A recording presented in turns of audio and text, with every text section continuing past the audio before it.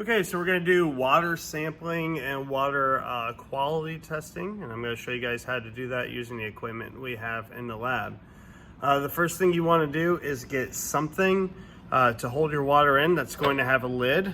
I've got this mason jar with a lid. I'm going to show you proper sampling technique, and that's what we'll do first. Okay, so we have this bucket right here. I'm going to pretend like this bucket is whatever water source I'm going to get, whether it's a retention pond or a lake or whatever. I'm going to take my mason jar. I'm first going to rinse it out in the water I'm going to sample it in. You can just dump it back in, rinse it out a couple times. That way, when it was ever in before, because I rinsed the lid out, you've now got the contact inside is the water. What you're going to do is you're going to dump it all the way down. And don't let go of it, but then take your lid, and while it's still underneath the water, you're going to then cap it. And so this is how you want to sample it. You want to make sure your hand's under the water surface. Don't take it right at the top. You don't want any air in that sample at all. And you pull it out. You can take it back to the lab for processing. One thing you want to also do is take a label, slap it on there, and you want to label the time and location. This is about 8 o'clock a.m. 11:03, and the location SHS. So that's sampling. Okay, so now we've got our sample. We brought it back to the lab, and we're gonna do some testing with it. So first test we're going to do is with dissolved oxygen, and that's going to be using these probes. They're on the side of the room, all right, and they're the ones with the little, they said dissolved oxygen, and it's really simple to use, but you do have to download an app. So I'm going to screen grab that and show that to you. But once you get it, you just make sure it's on, and the blinking light, I think it goes green once you have it. You want to unscrew that. All right, this comes out. Your main goal in this is to make sure that that metal part goes underneath the level of the water. And you'll probably want to take it, since you're going to be bringing it in from outside, invert that a few times. If you brought it in and didn't let any air get in or out, you should technically have similar dissolved oxygen. It's better to do it in the field, but that's fine. One thing you do want to do is you want to take it over to the sink. You want to take the deionized water that I have by the sink, and you're going to want to rinse off that tip. And you can blot it then with a paper towel, but please don't rub it, because you don't want to scratch any sensors. So you just kind of blot it with a paper towel. All right, should be good to go now. And take it and focus in on that a little bit more. And you take your sample.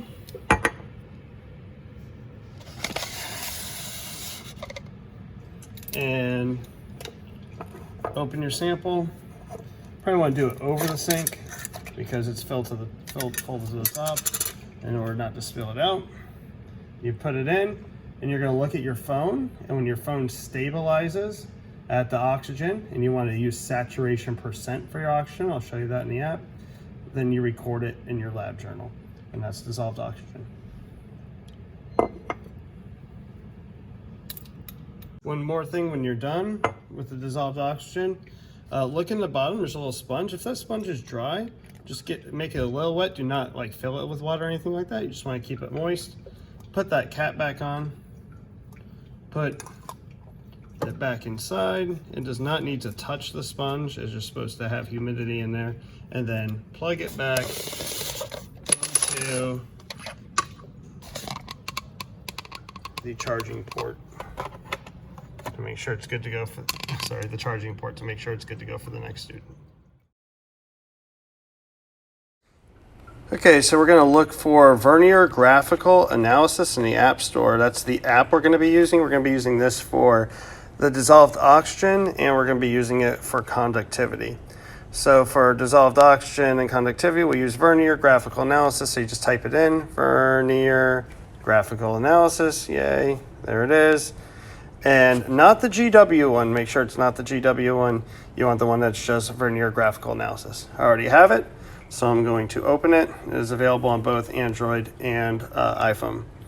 Anyway, once you get in there, you get the sensor you're going to use. In this case, we're going to be using the dissolved oxygen sensor. And if you look on the back of the dissolved oxygen sensor I just showed you how to use, you'll see there's a number there. You're going to click on the app Sensor Data Collection, and you're going to connect. If it does say, would you like to connect to USB, you got to make sure that you click that. Not USB, Bluetooth, that you want to be able to connect that. So anyway, you look down, and the sensor I have in my hand has the serial number on the back. It says ID 0N1011U2. You look for that number, and for dissolved oxygen, it's going to say ODO. So you see that one that says GDX ODO 0N1011U2. That's the one I'm going to use for this. So I'm going to click connect on that. It will connect to my sensor. Okay, then before I do anything else, I want to go up to sensor channels underneath that, and I want to click DO saturation. You gotta make sure you do this every time that you do this, or else it's going to give you a concentration. And for this, you want to know the percent that's saturated with oxygen. That's what goes into the WQI, the Water Quality Index calculator. So you're going to click done there.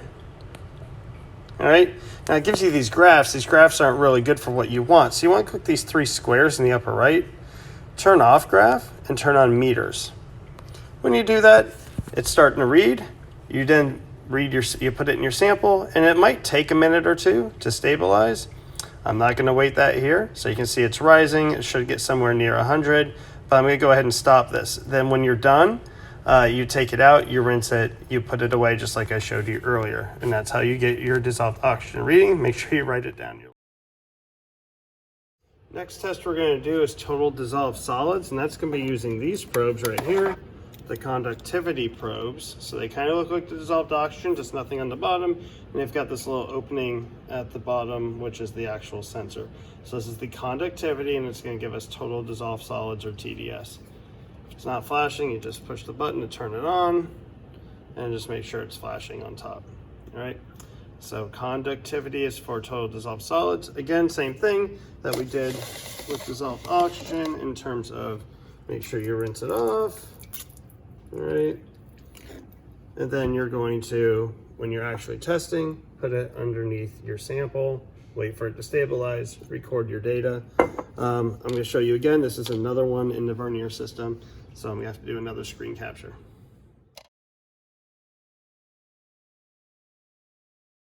Okay, so I'm going to show you how to do the total dissolved solids with the conductivity probe. So what you need to do with that is, again, get into Vernier Graphical Analysis. So just go to Vernier Graphical Analysis app. Hopefully you've already done the dissolved oxygen. We're going to connect another sensor. How to do that is in the bottom right-hand corner. You see a little probe there. You're going to click that. Way down there, it's kind of hard to click, I guess. 1 second, there we go. And you want to then look for, again, the number on the back. This one is 03103367. That's the first one I see up there, and it should say CON for conductivity. Click connect. All right, it's connected now. You want to look at it. You definitely want conductivity. Don't do that 0% thing, just conductivity. Click done. Again, you do not want the graphs on there, so you click those three squares at the top, turn off the graph, turn on the meter. You see conductivities below. This one's a lot easier than the dissolved oxygen. You just stick it into your sample, and you wait for it to stabilize. And once it stabilizes, you're going to read it. However, these are not the right units. The units you want are milligrams per liter, so it's super easy to change that. For the water quality index, you want milligrams per liter. So you just click on the meter itself and units below that and select milligrams per liter. I'll go ahead and change that for you. And there you go. And now you've got the correct unit to put into your water quality index. Make sure to record it always in your lab book. All right, next I'm going to show you turbidity.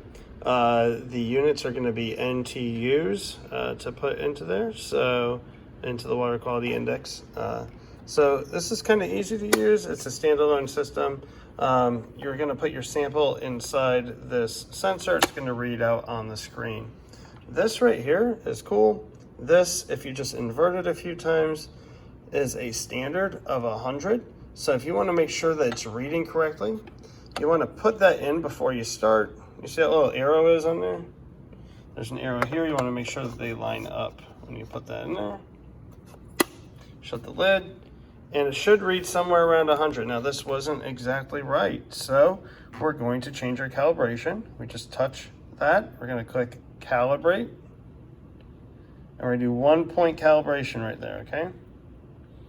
Calibrate now, and we're going to go ahead and call it what it is, which is 100 NTUs, keep.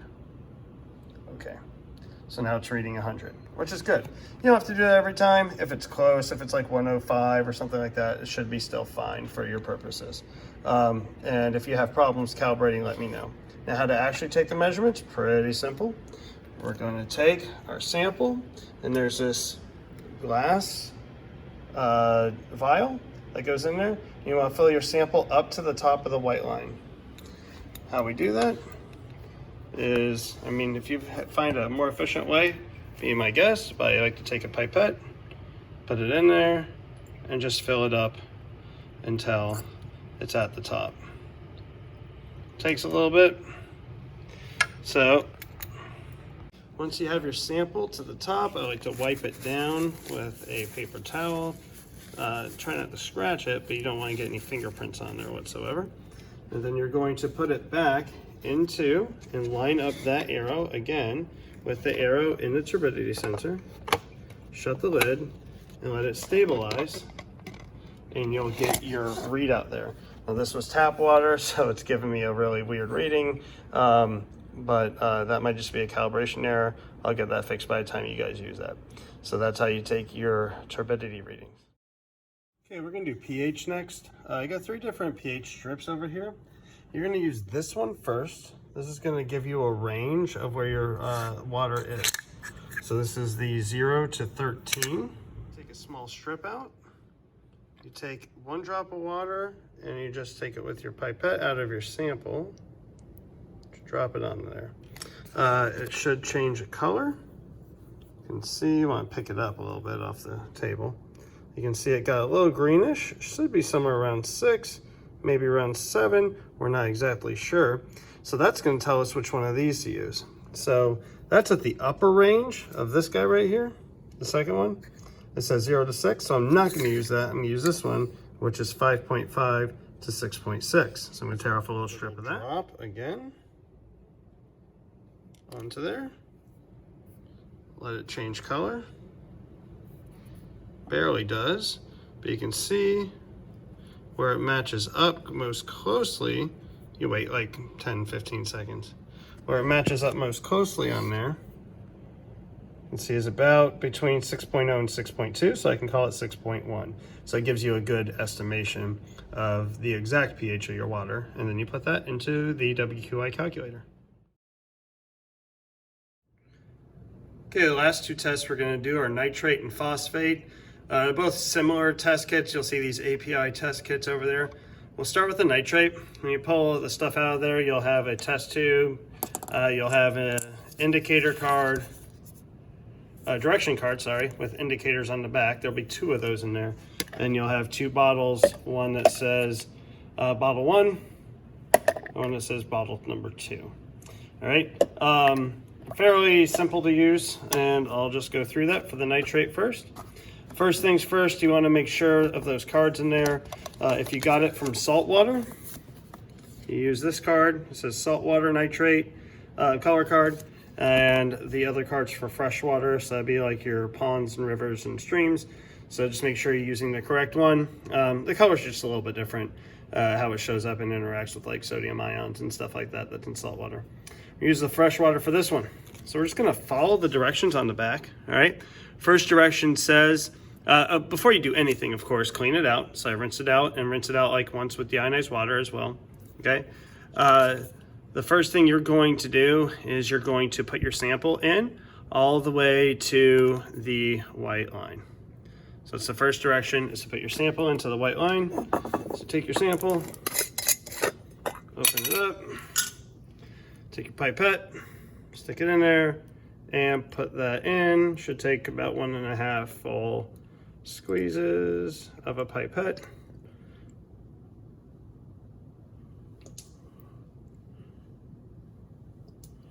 A little bit more in there, not bad. Okay, now the first direction on here is going to be 10 drops of solution number 1. So you take solution number 1, make sure it's number 1, and you put 10 drops in here. 1, 2, 3, 4, 5, 6, 7, 8, 9, 10. Then the directions say to, and it's not just shaking, it's inverting. You're going to do that, okay? And you're going to do that just a couple times. All right, so just to mix it up.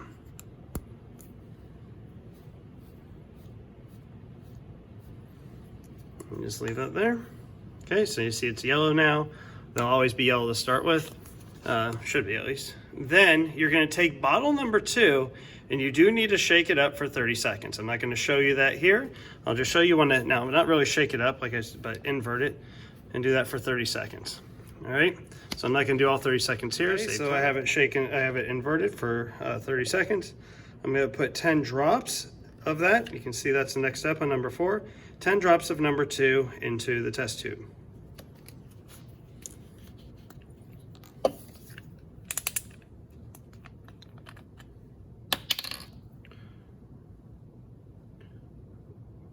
One, 2, 3, 4, 5, 6, 7, 8, 9, 10.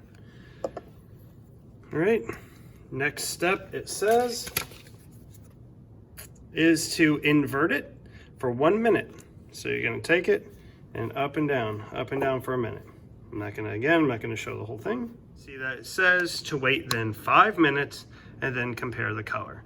So we will wait 5 minutes, and I'm not going to show that. So it's been 5 minutes, so what we do is we take this, we put it down next to, you probably don't want to put it down, but you put it by the color card. Now this came out of the tap, so I don't expect any nitrates in there. So therefore, if you look at that, yeah, that's 0. 0 parts per million is what I put in there. If yours turns any shade of orange, red, if it's red, oh boy, but if it's red or orange, you put those numbers down. Don't forget when you're done, put everything back where it came from, including the cards so we don't lose them. All right, and wash out your test tube and rinse it out with deionized water, then put it back in there as well. The last test we're gonna do is the phosphate test. It's very similar to the nitrate test if you watch that one. So let's take a look. All right, again, inside of here, you're gonna have fresh water and salt water. All right, indicator cards should be inside of there. And they also have the directions on there as to what to do. Inside, you're gonna have, again, 2 test solutions, 2 bottles of test solutions, and a test tube. First thing always, rinse out your test tube. There's your bottles, sorry. Just as with the nitrate, we're gonna take a pipette and we're gonna fill it up to the white line in the test tube. Perfect. All right, and that's with our sample, okay, to make sure you used your sample to fill that up. The card for the phosphate. So we got the freshwater phosphate card. Woo-hoo. All right, we're going to follow the back directions, put 6 drops of this one in of number 1. 6 drops. 1, 2, 3, 4, 5, 6. It was a little fast, try to do it slower than that. And then the card says to invert it. It's not a long inversion. It's not like the nitrate one where we had to do it for 30 seconds. Then you're gonna put 6 drops, it says, of number 2 in there. So it's number 1, let's put number 2.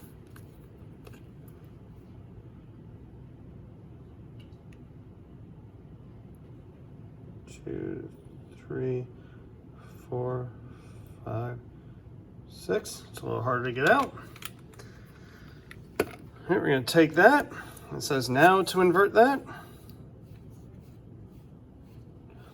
And then to let it settle and react, we need to wait, it says, 3 minutes. So we'll be back in 3 minutes and compare its color to the chart. Make sure you use fresh water if it came out of a pond or a stream or a river, and or a lake, or salt water if it came out of the bay or the Gulf. Okay, so it's been about 3 minutes, so we're gonna go ahead and take it and put it up at the fresh water.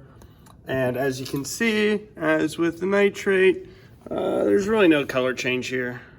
So we're gonna go ahead and give that a 0.0 parts per million phosphate here. But again, that came out of the tap, so we don't expect any phosphate in there anyway. So that's it, that's all of them. This is the kind of data table you should use to collect your data, and then you use the WQI calculator online. So once you have all that, these are all the different things we went over, how to calculate. You get each one of those, and then you can calculate a WQI, and then that's what you would graph. You'd graph your independent variable, whatever that's going to be, distance from the road or population or traffic. You'd average those values of water quality over certain, however many samples you did. You get that water quality index, and that would be on your y-axis, and your x-axis would be your independent variable. So that's it. Let me know if you have any questions on how to use this stuff. Once you get down, it actually, I know it was a long video, but it goes pretty quickly once you have the methods down. All right, last thing we've got here is how to put it all into the WQI calculator. So the only thing you want to do is go to Google, just Google WQI calculator, because the website itself is kind of difficult. So you're going to go down to this first one, the Water Research Net. You're going to click that. It's going to take you right into the water quality index calculator, and you're going to go in. You're going to go to the bottom.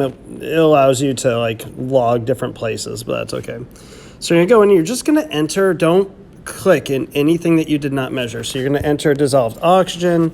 Let's just pretend like what we had. Let's say we had 90% dissolved oxygen. pH was, let's see, 6.0. I think it was 6.1 when I did that. BOD, we're not doing that. Temperature, we're not doing that. It's temperature change, that's why we're not measuring that. Total phosphate, make sure it's in milligrams per liter. Let's say that was, let's just say it was like 0.5. For nitrate, let's say it was like 2, and this is not what we actually found out here. Turbidity, remember that's in NTUs, and let's say it was 220, something like that. And that's probably too much. Let's do 100. Total dissolved solids, and this is going to be in milligrams per liter, and let's do 100 for that. So if that's what we got, you just fill all that in. So you're going to fill in the 6 factors that you did, and you're going to go down here to where it says calculate overall WQI. And our overall water quality index is a 71, which down here you can see is good quality, but not great. So again, this is the number that you'd want to graph on your y-axis, where your x-axis is your independent variable. And hopefully you get a few places that are similar, so you can take an average or whatever. Repeat the same place a few times. So that's it, and that's how to calculate the water quality index.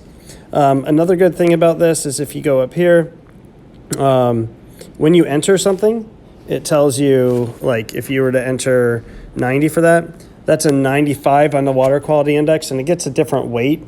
So like dissolved oxygen's worth the most, C.17, and your quality index over here was a 95. So you could use that if you wanted to, be like, oh, it's 95% of the good quality for that.